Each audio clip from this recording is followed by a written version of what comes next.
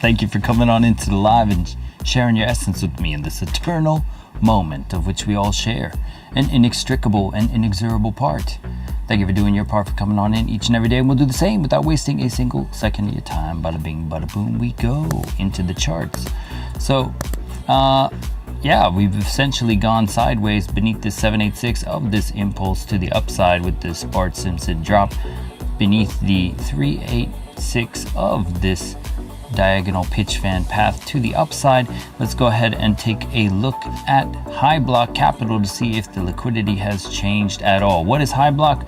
Well, people lock their liquidity into the charts to get burnt to a crisp by the market maker for not using a stop loss, and we get to see where those crispy characters lie in wait. So let's do that now on the 1 minute time frame. 1 minute time frame off the bat is $1.92 billion imbalance to the upside in terms of short liquidity, so they could squeeze up at some point during false move Monday for a stab at the shorts. We have a pool up here at 26,329, stacked nicely with the 100x pool over here, 373. 𝗥𝗲𝗹𝗁𝗁, and partner in crime up here at 26,845. So after this previous stab to the downside, we're seeing some longs more pinged into the shorts to the tune of 12 million or so. Let's go ahead and expand our vision to the external liquidity pool of the 7-day. Shout out to everyone here. Hopefully all of the yeah, what's up, Jack? What's up, Brett? Hopefully all of the sound and everything is going nicely with the stream. I've pressed the button wrong the other day. So let's see, on the 7-day time frame, hold on, let's make sure that this is max liquidity. I don't know why it's been switching to relative recently. I don't even know what the difference is, but I'm used to looking at it like this in terms of Z being billions. So I want to keep it that way. So in terms of the Z axis here, we have about $10 billion up at the 27K region, as opposed to you have in this entire range leading to 25.5, you do have about $10 billion as well. So you'd have to go higher to get to that pool at 27K. So going low before you go high would make more sense on the 7-day time frame. In terms of imbalance, there's no noticeable imbalance, but there is a thicker band down here at 25.1, but the entire region up above at 27 is thicker on the whole. Let's expand our vision to the 1 month. Whoa, we got to make this quick. I got a meeting to attend to, but it looks like on the monthly time frame you got these double digits, 60 billion or so down at the 23.6 region, where we're looking at the B consolidation here as a continuation pattern to the downside. We'll see how that goes. With the 3-month time frame as well, you have this double digits, $50 billion plus liquidity pools down at 24.4 and below, also insinuating that continuation as well on the 6-month, 180 billion at 24.3 of note. On the 2-year time frame, that's when you start to see this shift potential of going to the upside at one point, because they do have the 600 billion up at 33.2 and beyond. So going down to grab this $231 billion at 23.6 before they peel out would make sense to me if they want to do that extended W to the downside. And that leads us back to the heat map on the monthly and going back into the Binance chart. So we were talking about a potential stab to the downside into this region, going deep within the wick of this previous leg to the downside. We're going to see what is up with the momentum and how the weekly candle closed. So we're going to delete this and start fresh every day. So here you go. All right, so turning on the momentum, boom boom, Momo. Link in the description for more. momentummaster.info. Go to features, toggle everything at your leisure, or read about each component as it comes into prominence. So on the 4-hour time frame, the thing we were looking at as we were seeing the 4-hour get exhausted and the cloud kind of ambiguously thinning and curving to the downside as this bearish retest, we were thinking about it coming down here. It did attempt to make a stab back up above the cloud and failed, and you're seeing these cross down of the baselines still suppressing the price. What are the baselines? Well, they are your first sign of reversal. When they suppress the price and price action closes beneath them, it becomes a suppression point, and they're crossed down like this. When they cross up, conversely, it does become a target of interest in the opposite end, and we caught that leg up for 5% earlier last week. So does this cross down event insinuate that we go lower? Let's go into the weekly time frame first and take a look at how the week closed out. Essentially a spinning top indecision doji candle. So does that mean we go lower? It's entirely possible. On the weekly time frame, the cloud is still thick in terms of volume to the upside, and the bullish super trend 8.8% away for that trend to break. That would be coming down to that 2 level on the Fibonacci. Baseline cross down event has been in effect since May, and we haven't been able to get above the baselines. So the weekly time frame did reset. A lot of the stochastic and the money flow and the RSI are in a position of note of coming together. The Williams could come down some more before it gets into a position to be bought back. We were talking about the 3-day time frame. 3-day is closing in a day's time, so after Monday, Tuesday will kick off the 3-day. 3-day getting in a position where it is getting oversold on the Williams, already oversold on the stochastic. Money flow and RSI also in a good position. As we shift to the daily time frame is in a good position on the Williams, the stochastic, the money flow, the RSI, the MACD is crossed up and potentially wanting to go higher at one point. One thing to note about the cross down on the 4-hour is that the daily time frame has a confirmed cross up. So even if we do go a little bit lower, this daily time frame could give you a little bit of upside action, similar to when it crossed up here or here. Even when it crossed up here, it did give you about 1, 2, 3, 4, let's see, 8 days and continued downside, and then it went up by 5.89%. So those cross down events, as long as the daily candles close above the daily baseline, then you could still see some upside. So I'm basically unchanged from yesterday as of this moment for where you could find that entry model if it goes lower. But we're going to see if it peels out on just a Monday. It could peel to the upside before going lower as well. The 12-hour time frame also crossed up, also trying to give this double top idea. The money flow above the RSI is the concerning thing that I was looking at, for the money flow being above the RSI, expressing a fatigue similar to when they get separated on either direction. It does make that noteworthy stab towards that direction to reclaim the RSI level. On the 6-hour time frame, you're attempting to get above the cloud and failing as of this moment, and the cloud is getting thin, and this could be a bearish retest. Remember, as the cloud, here it says on the cloud, thin clouds represent weakness or consolidation points. Keep in mind when the cloud thins, a potential expansion or reversal is in. So it can expand more to the downside, so that this ABC idea is still potentially valid as it kisses the cloud and decides to continue. Similarly, it broke down at the cloud here,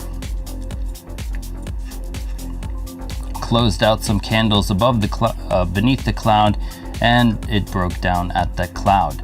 So this is what you see when it breaks down. It bearishly retests the cloud and breaks down, tries to reclaim it here. The 6-hour candle reclaimed it, boom, it went to the upside. So you look for these reclamation failures of the cloud action. This is different from an EMA cloud. This is a volume weighted cloud, so it 𝗥𝗲𝗹𝗁 formula of the volume entering or exiting causes it to thin.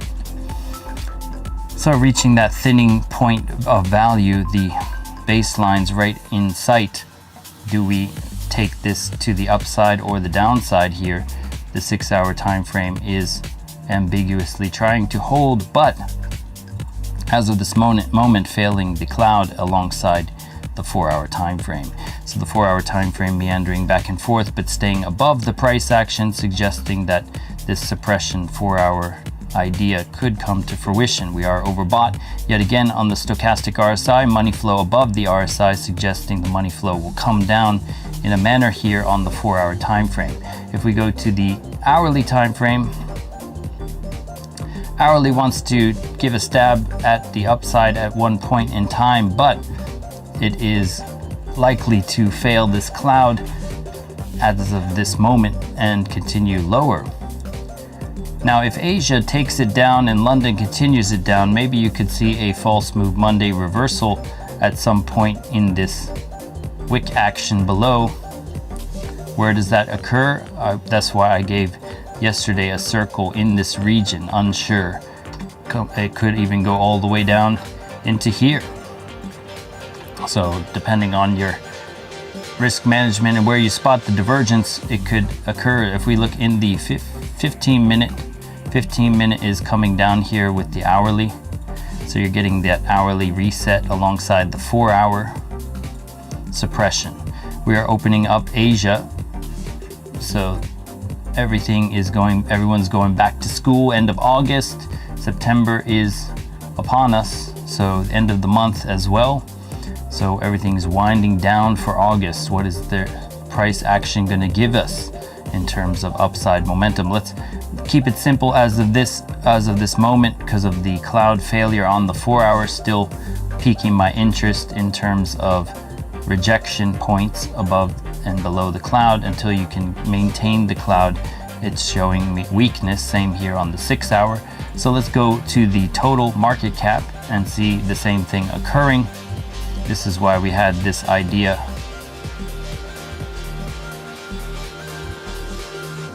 coming to you in terms of that. So the 6-hour time frame also showing some sign of weakness on the total market cap.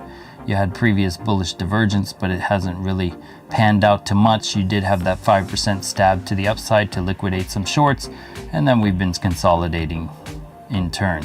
A lot of people would have put out a diamond bottom formation. That is entirely possible. I would expect a liquidity grab turn into a wick first before that occurs. If we go to the BTC, the total BTC dominance, we had a previous nuke play out on that on the dominance chart.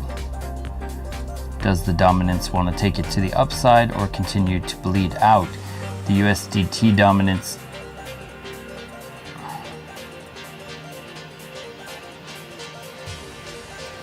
after knocking everyone out of their trades with that sell-off from SpaceX, we are starting to see whether they want to re-enter or continue to get knocked out into USDT. People sitting on the sidelines with this dominance rise on USDT dominance. If we look at the dollar, where is it? There we go. The dollar's been up in this daily support resistance range. It reclaimed some of this range high action.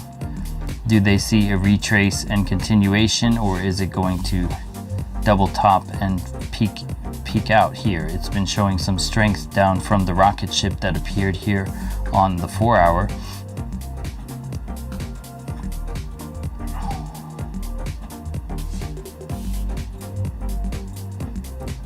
All right, so the daily time frame holding the adaptive, got some love off of the adaptive moving average. Weighted moving average also coming up here as a sign of support. The super trend still holding. Next point of interest is above this region here. We'll go ahead and add that one and delete this, make it less prominent. All right, so you got the next one up at the 2 level at 104.70. So we could very well go up and reclaim the entire range and go just slightly higher before reversing on the dollar. This would insinuate that other stab to the downside. And if we look at the NQ has been seeing some sell-off in terms of Nvidia and a lot of these assets in the top 100 taking profit, causing the downside action to occur.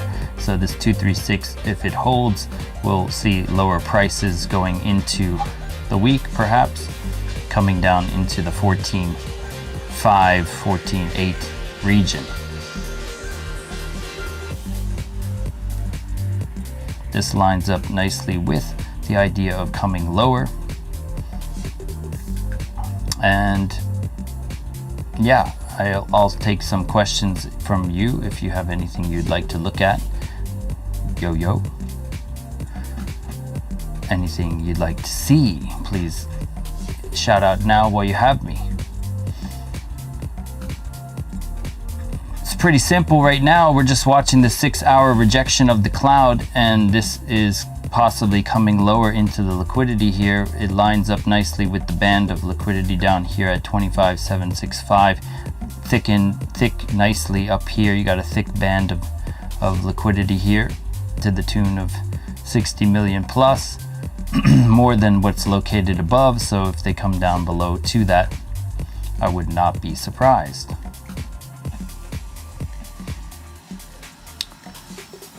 Anything about quant? Is quant QNT? I think so.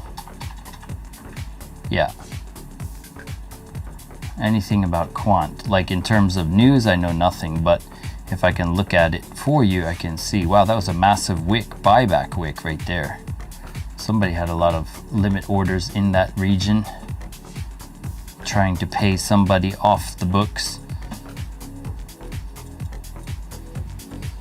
The exchange trying to liquidate some people. So we got some rocket ships here on the daily time frame, which locked in, and we're getting kind of overbought though on 7 time frames without really going anywhere. So this sideways consolidation idea, this basic channel that we're in, that's not really going up at all, it's a descending channel.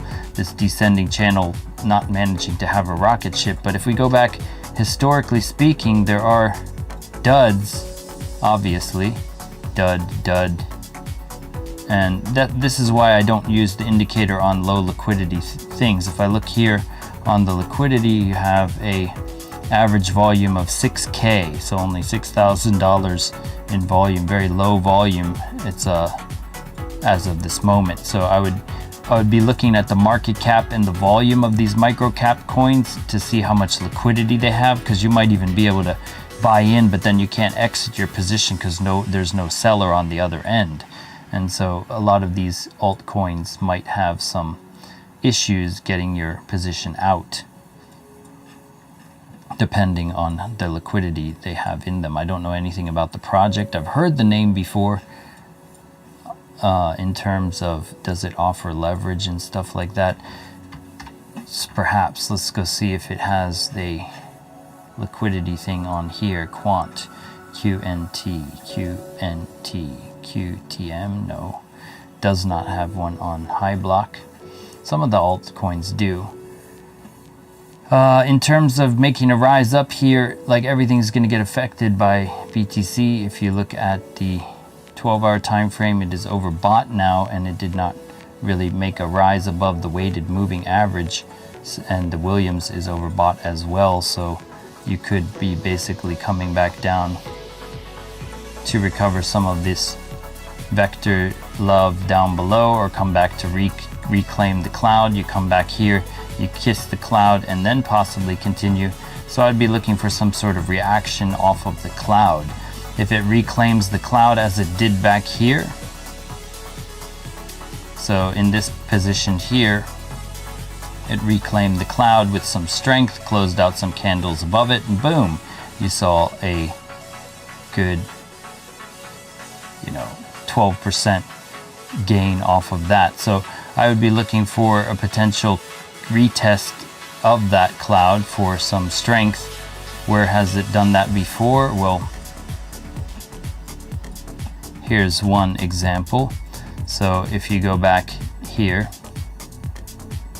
it went above the cloud and it retested, and then it was gone. So you watch for that kind of strength into the cloud shift of the narrative, the microstructure, change a character, whatever you want to call it, break a structure, then retest, and then take that off. Here you had another one here, retest, it held out for a while, and then it was gone.